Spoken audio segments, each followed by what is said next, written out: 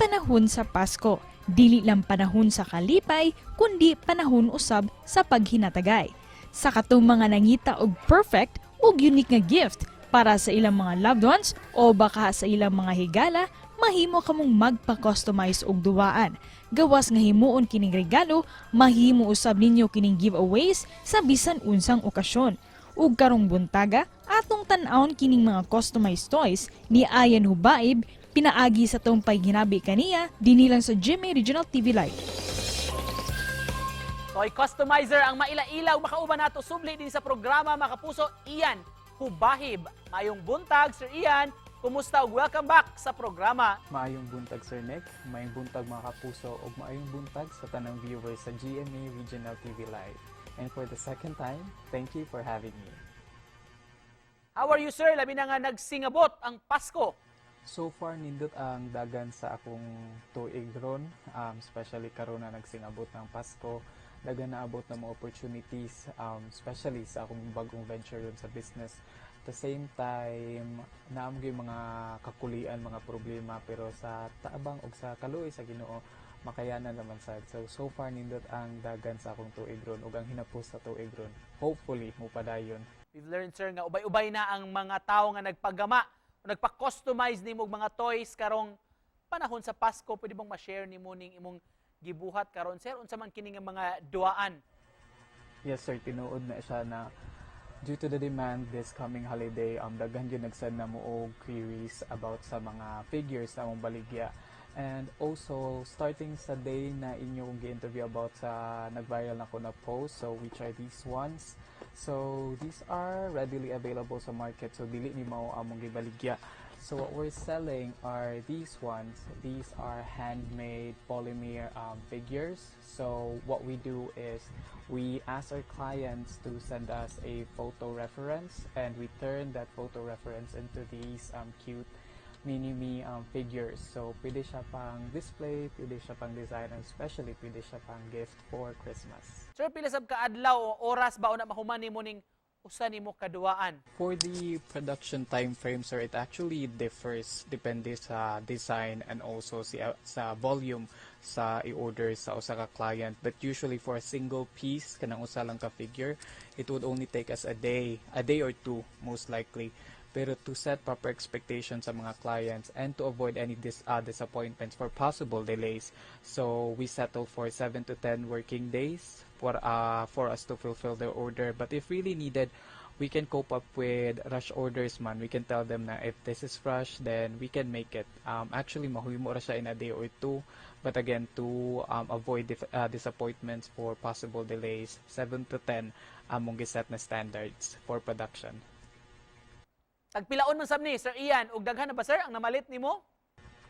In terms of pricing, sir, we start at 300 pesos per piece, and we believe that is really affordable, especially nga customized or personalized ang imong imong figure.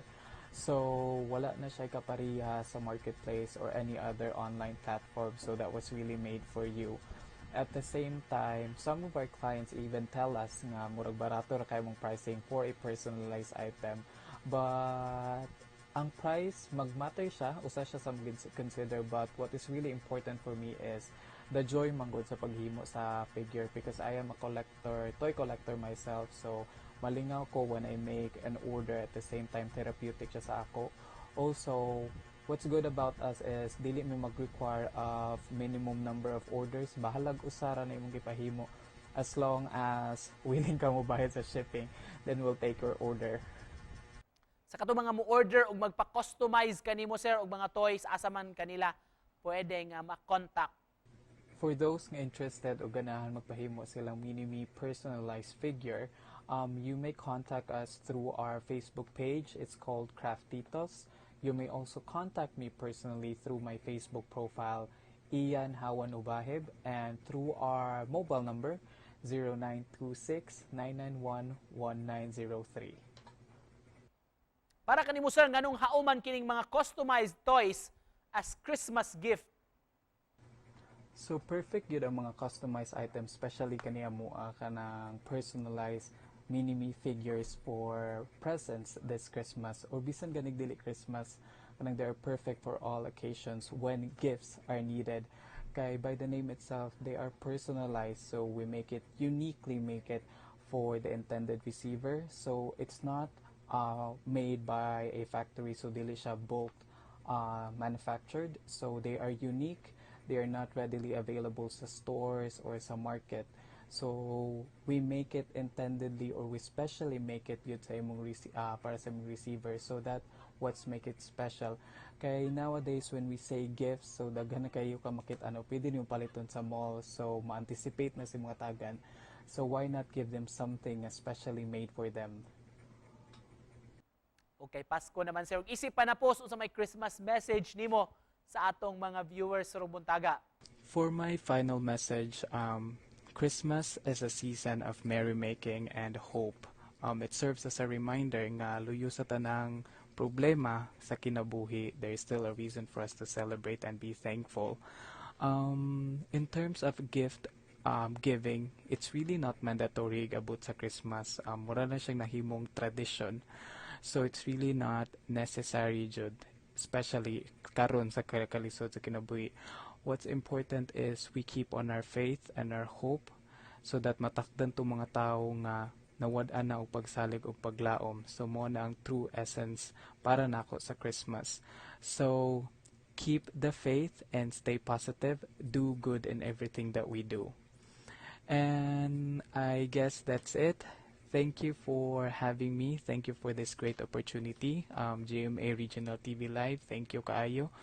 And sa tanang viewers, Merry Christmas and advance Happy New Year. Daghang salamat for joining us this morning, Sir Ian Hubahib. Thank you, sir.